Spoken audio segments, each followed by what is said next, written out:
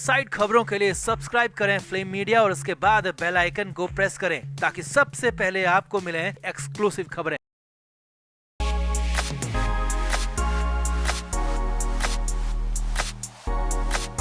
महाराष्ट्र की सियासत से जुड़ी बड़ी खबर मुंबई से आ रही है। जिस बात का अंदेशा हम लंबे समय से लगा रहे थे, जिस बात को लेकर लगातार हम खुलासे कर रहे थे, उस पर बड़ी और कंफर्म खबर मुंबई से आ रही है। लोकसभा चुनाव के ऐलान से ठीक पहले महाराष्ट्र में बीजेपी और उद्धव ठाकरे एक बार फिर से साथ आने जा रहे हैं और इस बार ये तस्दीक, ये कंफर्मेशन शिंदे गुट के प्रवक्ता ने कर दी है। तो उद्धव ठाकरे के सहयोगी माने जा रहे प्रकाश आंबेडकर ने भी इस पर बड़ा खुलासा कर दिया है, क्योंकि ठाकरे की दिल्ली में पीएम मोदी से मुलाकात की बात पूरी तरह से खुल गई है और शिंदे गुट टेंशन में आ गया है। तो क्या है पूरा मामला, क्या है खबर, सब कुछ आपको दिखाते हैं, बताते हैं। आप भी वीडियो को शेयर करें और कमेंट बॉक्स में इस पूरे गठबंधन पर, इस पूरे गठजोड़ पर अपनी राय जरूर दें।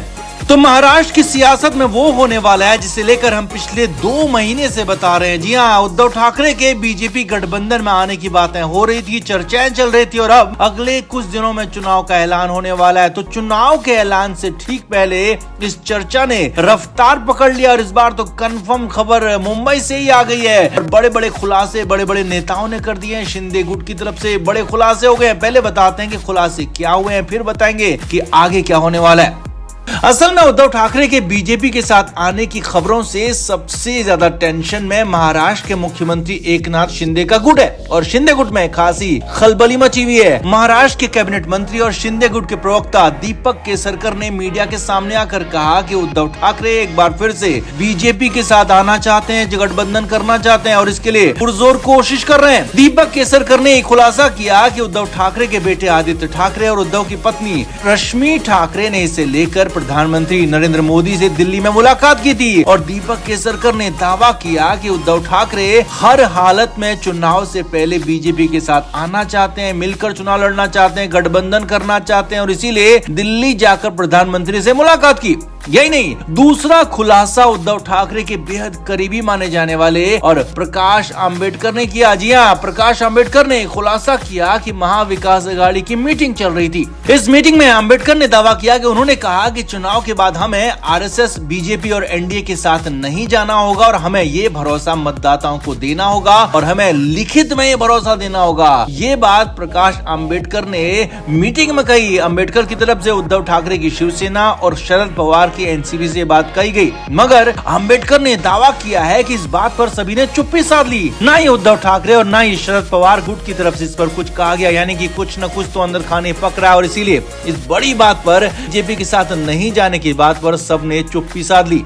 अब आगे क्या होगा वो भी समझिए। तो हम भी आपको पहले से लगातार बता रहे हैं कि उद्धव ठाकरे बाहर से भले ही बीजेपी और पीएम मोदी पर हमलावर हैं, मगर अंदर से वो बीजेपी के साथ जाने के लिए छटपटा रहे हैं। बीजेपी की तरफ से बहुत भाव हालांकि उन्हें दिया नहीं जा रहा है, लेकिन कहानी अब ये है कि हो सकता है लोकसभा चुनाव के ऐलान से पहले ही शिवसेना गुट का बीजेपी के साथ गठबंधन हो जाए, क्योंकि बीजेपी भी चाहती है कि महाराष्ट्र की 48 में से मैक्सिमम सीटें वो जीत जाए और अगर उद्धव ठाकरे साथ में आ जाते हैं तो बिल्कुल आसान हो जाएगा। और अगर ऐसा नहीं होता है, यानी कि चुनाव से पहले गठबंधन नहीं होता है, चुनाव अलग अलग ही लड़ते हैं और चुनाव के बाद जरूरत पड़ती है, जी हाँ, चुनाव के बाद भी उद्धव ठाकरे बीजेपी और एनडीए के साथ जा सकते हैं। ऐसी खबरें, ऐसी भी चर्चाएं हैं। दीपक केसरकर ने इसी तरह की कुछ चर्चाएं की है। तो कुल मिलाकर महाराष्ट्र में खासी सियासी हलचल मची हुई है। हालांकि बीजेपी तो दोनों ही तरफ से फायदे में दिख रही है, लेकिन सबसे ज्यादा टेंशन में, नुकसान में शिंदे गुट को यहाँ पर देखना पड़ सकता है। हालांकि यहाँ पर माना जा रहा है कि उद्धव ठाकरे की शिवसेना और बीजेपी के बीच में पावर को लेकर कुछ बातचीत चल रही है, यानी कि हो सकता है कि अगर उद्धव ठाकरे वापस आ जाएं तो उनको शिवसेना की पार्टी फिर से मिल जाए, शिवसेना का मर्जर फिर से हो जाए और पार्टी चलाने का पूरा राइट एक बार फिर से उद्धव ठाकरे को मिल सकता है। लेकिन हाँ, मुख्यमंत्री एकनाथ शिंदे रहे, बीजेपी इस पर भी अड़ी रह सकती है। तो देखना होगा कि आगे क्या होता है। तो आपका इस पर क्या कहना है, कमेंट बॉक्स में आप जरूर बताएं, वीडियो को शेयर भी करें। Flame media report.